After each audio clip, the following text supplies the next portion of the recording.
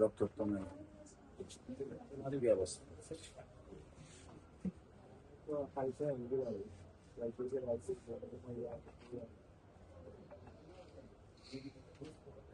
ওষুধ কেমন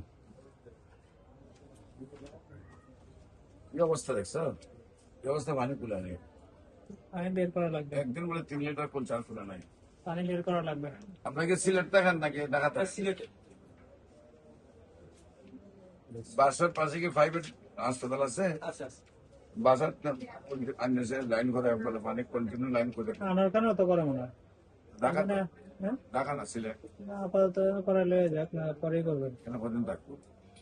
এটা তো বের করতে কত সময় লাগবে? ভর্তি হওয়া লাগে না তো পানি।